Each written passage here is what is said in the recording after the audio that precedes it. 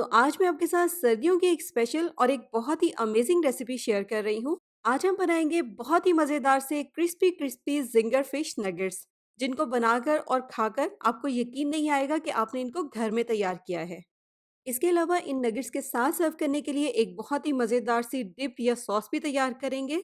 दोनों रेसिपीज़ ही बहुत आसान है, बस नगेट्स को बनाते हुए आपने कुछ टिप्स को फॉलो करना है, जो भी इस वीडियो में मैं आपके साथ शेयर करूँगी। इसलिए वीडियो आपने कंप्लीट देखनी है ताकि नगेट्स बनाते हुए रेसिपी में आपसे कोई भी गड़बड़ ना हो। फर्स्ट टाइम में ही आपके नगेट्स इस तरह से बिल्कुल परफेक्ट तैयार हों। अस्सलाम वालेकुम, मैं हूँ Sadia Uzair. Welcome back to Sadia Uzair's kitchen. Video को लाइक शेयर और मेरे इस यूट्यूब चैनल को सब्सक्राइब भी ज़रूर कर लीजिएगा। बिस्मिल्लाहिर्रहमानिर्रहीम। तो ये मज़ेदार से क्रिस्पी क्रिस्पी फ़िश नगेट्स बनाने के लिए यहाँ पर मैंने 700 ग्राम बोनलेस फ़िश ली है। अब ज़ाहिर है हमने इससे फ़िश नगेट्स तैयार करने हैं, तो इसलिए हम इस तरह से इस सारी फ़िश की छोटे-छोटे से क्यूब्स में कटिंग कर लेंगे। नगेट्स के लिए आपने बोनलेस फ़िश का ही इस्तेमाल करना है, यानी कि कांटों के बगैर फ़िश लेनी है। यहाँ पर मैंने सालमन फ़िश ली है, जो कि मुझे आसानी के साथ मिल जाती है, लेकिन आपने उसी फ़िश का इस्तेमाल करना है जो कि आपको ईज़िली मिले या आपके बजट में हो।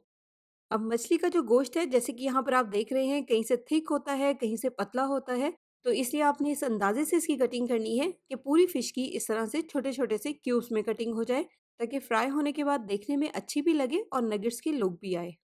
देखिए, इस तरह से स्क्वायर पीसेज़ में, क्यूब्स में इसकी कटिंग करेंगे, लेकिन क्यूब्स जो है वो बहुत ज़्यादा थिक ना हो, थोड़े से पतले हों।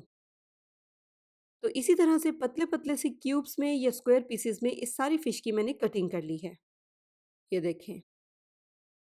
तो बस कटिंग करने के बाद इसको एक बड़े साइज़ के मिक्सिंग बाउल में निकाल लेंगे और सबसे पहले अब हम फ़िश को मैरिनेट करेंगे।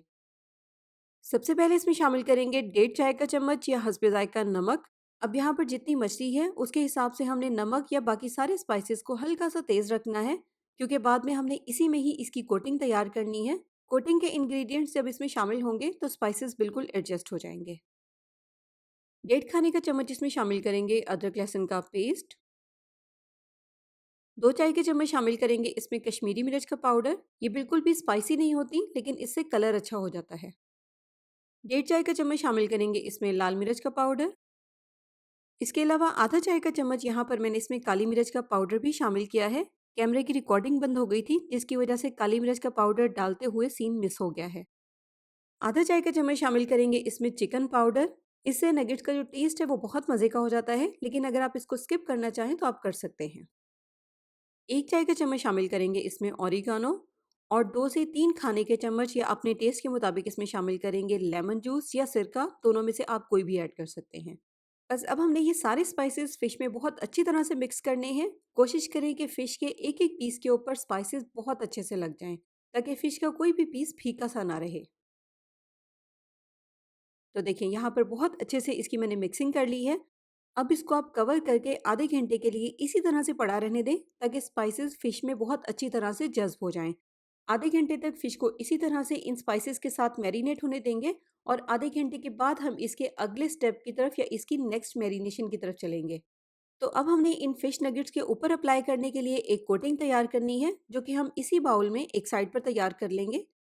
फ़िश को बाउल के एक साइड पर लगा देंगे और जो बाउल खाली है उसमें हम शामिल करेंगे आधा कप मैदा, आधा कप कॉर्नफ्लोर और आधा चाय का चम्मच बेकिंग पाउडर। अब पहले इन तीनों चीज़ों को हम इस तरह से हल्का-सा मिक्स कर लेंगे, फिर हमने इसमें थोड़ा-थोड़ा करके पानी शामिल करना है और इसका एक थिक सा बैटर या पेस्ट तैयार करना है। बस ये बैटर या पेस्ट तैयार करते हुए आपने जिस बात का ध्यान रखना है, इसको हमने बहुत ज़्यादा पतला नहीं होने देना, थिक सा बैटर तैयार करना है। फ़िश में भी थोड़ा बहुत मॉइस्चर या नमी है, इसलिए ख़ास ध्यान रखिएगा। अगर बैटर हल्का सा भी पतला हो जाएगा तो फिर बाद में जो फ़िश नगेट्स के ऊपर क्रम्ब्स बनेंगे वो सही नहीं बनेंगे। यहाँ पर जैसे कि आप देख रहे हैं, मैंने कितना थिक बैटर तैयार किया है। फ़िश के ऊपर बैटर की एक थिक सी कोटिंग होनी चाहिए, जो कि फ़िश के पीसेस के ऊपर स्टे करे, ऊपर से उतरे नहीं। बस यहाँ पर आप बैटर की थिकनेस को नोट कर लें। बैटर तैयार करने के बाद अब ये मैरिनेट की हुई सारी फ़िश इस बैटर के साथ हम बहुत अच्छे से मिक्स कर देंगे। बस फ़िश क्योंकि बहुत ज़्यादा सॉफ्ट होती है, इसलिए आपने बहुत ज़्यादा प्रेशर देके इसको मिक्स नहीं करना, बहुत हल्के हाथों से इसकी मिक्सिंग करनी है। देखिए, मिक्स करने के बाद फ़िश के ऊपर थिक सी कोटिंग हुई है। अगर इस तरह से फ़िश के हर पीस के ऊपर हर तरफ बहुत अच्छी तरह से थिक सी कोटिंग लगी होगी, तभी इसके ऊपर अच्छे क्रम्स बनेंगे। बस अब हमने इसको करना है अच्छी तरह से मैरिनेट। मैरिनेशन इसकी बहुत इंपॉर्टेंट है। अगर आप इस फ़िश को 5 से 6 घंटे के लिए बहुत अच्छे से मैरिनेट होने देंगे, तभी इन स्पाइसेस का फ्लेवर फ़िश में अच्छी तरह से जज़्ब होगा। फ़िश फीकी-फीकी सी नहीं रहेगी, स्पाइसेस का बहुत अच्छा-सा फ्लेवर फ़िश में आएगा। तो मैरिनेट करने के लिए इसको ऊपर से इस तरह से अच्छी तरह से कवर करके 5 से 6 घंटे के लिए फ्रिज में रख देंगे। अगर आपके पास टाइम है तो आप इसको ओवरनाइट के लिए भी मैरिनेट कर सकते हैं।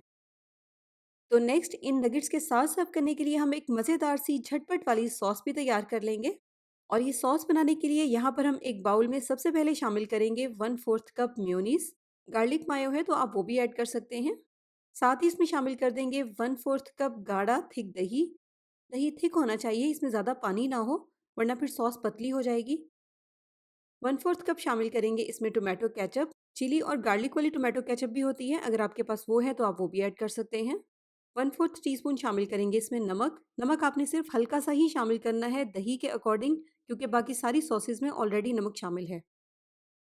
इसके अलावा 1/4 टीस्पून काली मिर्च का पाउडर और आधा चाय का चम्मच कुटी हुई लाल मिर्च। बस इस तरह से एक चम्मच या विस्क की मदद से इन सारी चीज़ों को बहुत अच्छे से मिक्स कर लेंगे। देखिए मिक्स करने के बाद यहाँ पर झटपट वाली मज़ेदार सी सॉस तैयार हो गई है। किसी भी किस्म के नगेट्स हों, ये सॉस बहुत मज़े की लगती है। नगेट्स के साथ बहुत मज़े का कॉम्बिनेशन है इसका। तो नगेट्स के साथ सर्व करने के लिए इस सॉस को हम एक सर्विंग बाउल में निकाल लेंगे। देखिए ज़बरदस्त सी क्रीमी सी सॉस यहाँ पर हमारी तैयार हो गई है। इसके बाद नेक्स्ट स्टेप में नगेट्स के ऊपर हमने क्रम्ब्स बनाने के लिए एक ड्राई मिक्सचर तैयार करना है, जिसके लिए यहाँ पर हमें सिर्फ 2 इंग्रेडिएंट्स की ही ज़रूरत है। एक बाउल में लेंगे 3 कप मैदा और इसमें शामिल कर देंगे आधा चाय का चम्मच बेकिंग पाउडर। बस यहाँ पर हमने इन दोनों को बहुत अच्छी तरह से मिक्स ही करना है, इसका हमने बैटर वगैरह तैयार नहीं करना, इसी तरह से इसको ड्राई ही रखना है। मिक्स करते हुए बस इसी बात का आपने ध्यान रखना है कि जो बेकिंग पाउडर हमने इसमें शामिल किया है, वो सारे मैदे में बहुत अच्छे से मिक्स हो जाए। इसलिए यहाँ पर मिक्स करने के बाद इसको हम एक मर्तबा स्टेनर से भी छान लेंगे। एक तो मैदे को स्टेनर से छानना भी ज़रूरी है इस रेसिपी के लिए, और सेकंड जो हमने इसमें बेकिंग पाउडर शामिल किया है, छानने की वजह से वो भी बहुत अच्छे से मिक्स हो जाएगा। तो लीजिए यहाँ पर हमारा जो ड्राई मिक्सर है नगेट्स बनाने के लिए वो बिल्कुल तैयार है। बेकिंग पाउडर के अलावा इसमें हमने कुछ भी शामिल नहीं करना, क्योंकि सारे स्पाइसेस ऑलरेडी हम फिश में शामिल कर चुके हैं। इसके बाद नेक्स्ट यहाँ पर मैंने फ़िश को ओवरनाइट के लिए मैरिनेट किया था। ज़ाहिर है मौसम भी ठंडा है, इसके अलावा इसको हमने 6-8 घंटे के लिए फ्रिज में भी रखा है, तो इसलिए बैटर आपको यहाँ पर देखने में थोड़ा-सा सख्त लगेगा, लेकिन अगर आप इसको एक बार इस तरह से हल्के हाथों से अच्छे से मिक्स कर लेंगे, तो बैटर बिल्कुल सेट हो जाएगा। देखिए मिक्स करने से दोबारा से बैटर बिल्कुल सेट हो गया है। अगर ज़रूरत महसूस हो तो आप इसमें 1 आधा टेबलस्पून पानी का ऐड कर सकते हैं। बस अब हमने मैरिनेट किए हुए फ़िश के इन पीसेस के ऊपर क्रम्ब्स बनाने हैं। बस अब आसानी के साथ फ़िश के जितने पीसेस के ऊपर एक बार में क्रम्ब्स बन सकें, उतने पीसेस ही हमने मैदे में शामिल करने हैं। यहाँ पर मैंने फ़िश के 6 पीसेस ऐड किए हैं। सबसे पहले स्टेप में इस तरह से फ़िश शामिल करने के बाद इसके ऊपर हम मैदे की बहुत अच्छे से कोटिंग कर देंगे, ताकि जो लिक्विड बैटर फ़िश के ऊपर लगा हुआ है, वो मैदे को बहुत अच्छे से पकड़ ले। खुश्क मैदे की एक लेयर बैटर के साथ बहुत अच्छी तरह से स्टिक हो जाए। पहले इस तरह से हल्के हाथों से फ़िश के हर पीस के ऊपर हर तरफ आपने मैदा बहुत अच्छे से अप्लाई करना है। तो अब मैदा लगाकर मछली के सारे पीसेस को बाउल में एक साइड पर कर देंगे, और मछली के जिस पीस के ऊपर हमने सबसे पहले मैदा लगाया था, मछली का वो वाला पीस लेंगे। अब क्रम्ब्स बनाने के लिए यहाँ पर आप गौर से देखें, मछली के इस पीस को हम हाथ से हल्का-हल्का सा प्रेस करते रहेंगे और मैदे में रोल करते रहेंगे।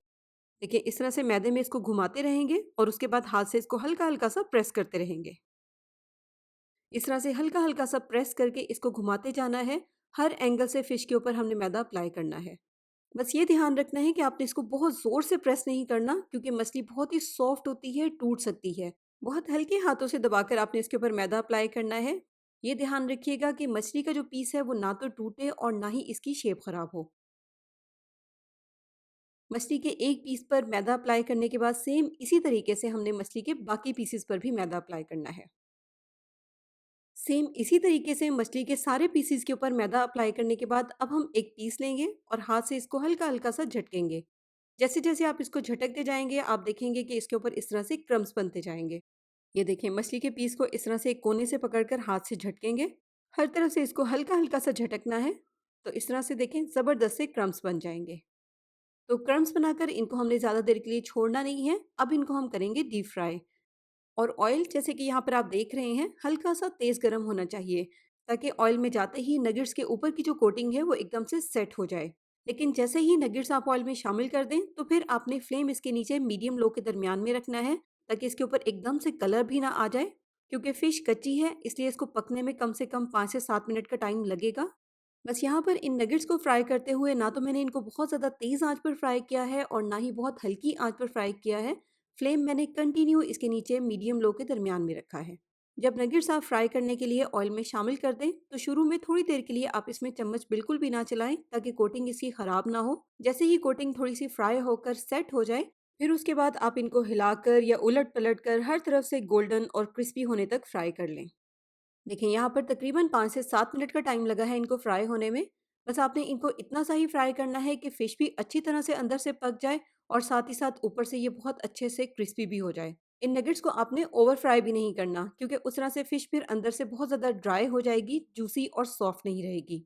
तो क्रिस्पी-क्रिस्पी मज़ेदार से ज़िंगर फ़िश नगेट्स की इस रेसिपी को आपने मेरी रिकमेंडेशन पर एक बार ज़रूर ट्राई करना है। यकीनन बच्चे तो आपके फ़ैन हो जाएँगे, लेकिन साथ ही साथ बड़ों को भी ये क्रिस्पी-क्रिस्पी ज़िंगर फ़िश नगेट्स बहुत पसंद आएँगे। इसी तरह की मज़ीद रेसिपीज़ देखने के लिए आप मेरे यूट्यूब चैनल का लाज़मी विज़िट करें। नई रेसिपीज़ देखने के लिए यूट्यूब चैनल को सब्सक्राइब करके नोटिफ़िकेशंस भी ज़रूर ऑन कर लें। जाते-जाते इस वीडियो को लाइक शेयर करना भी बिल्कुल मत भूलिएगा। अपना बहुत सा ख़्याल रखिएगा, दुआओं में याद रखिएगा। Thank you for watching. अल्लाह हाफ़िज़।